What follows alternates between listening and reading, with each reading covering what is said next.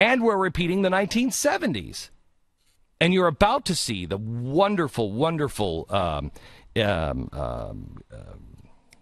foreign policy of Jimmy Carter really come to fruition now. I mean, how far away are we from having hostages and burning helicopters someplace?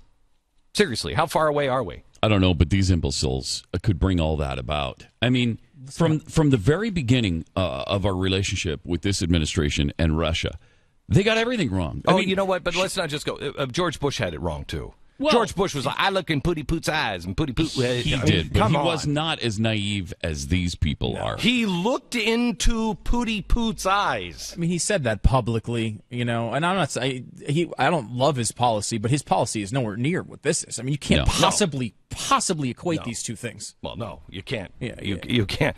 I mean, we're practically... I mean, look at... We had a guy sit down with Medvedev and say... listen, I just want you to know I'll have more room to navigate after this election. Mm-hmm. What? Yeah, and somehow got elected after that, by the way. I mean, that is crazy. Yeah, I mean, I think my favorite clip of that thing is Rachel Maddow, because she's here as the smartest woman in all of progressivism, sitting there mocking Mitt Romney for saying that Russia was a geopolitical threat. I mean, who was right here? Who was right?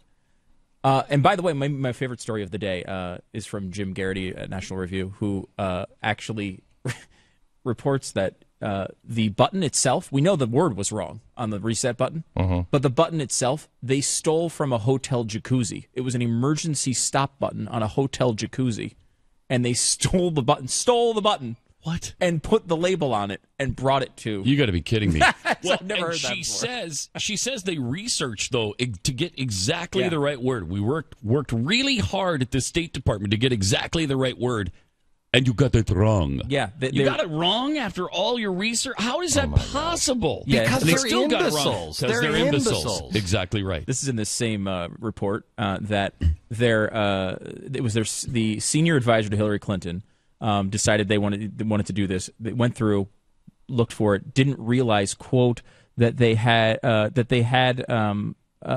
translators available to them. They didn't. The State Department didn't realize they had translators available to them. Oh my gosh. What? I mean, that is unbelievable. Are you kidding So me? wait a minute. Where did they get the Google? translation? Did they have Google available to them?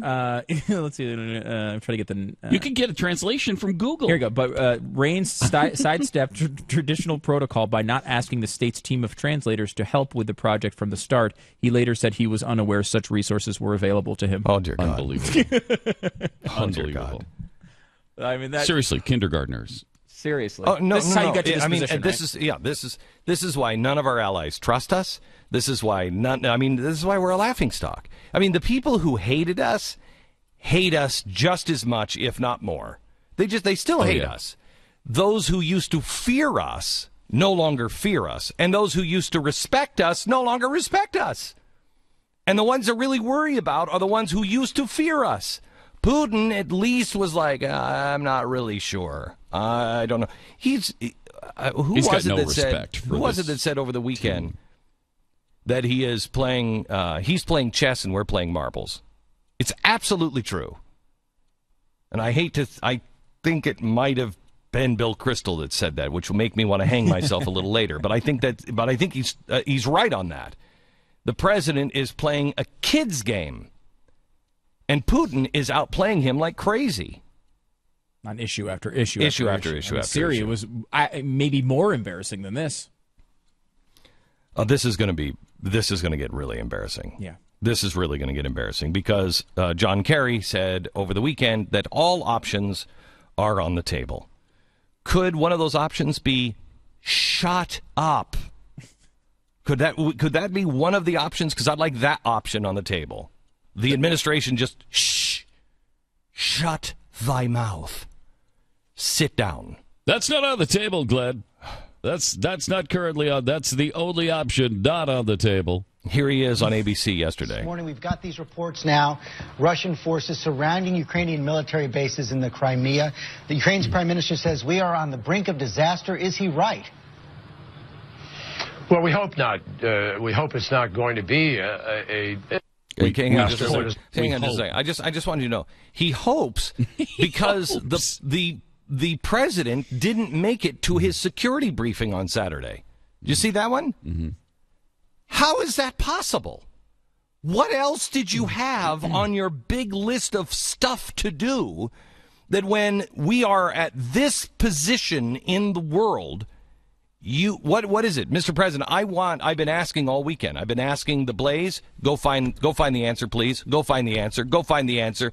Find the answer. So far, we don't have an answer from the White House.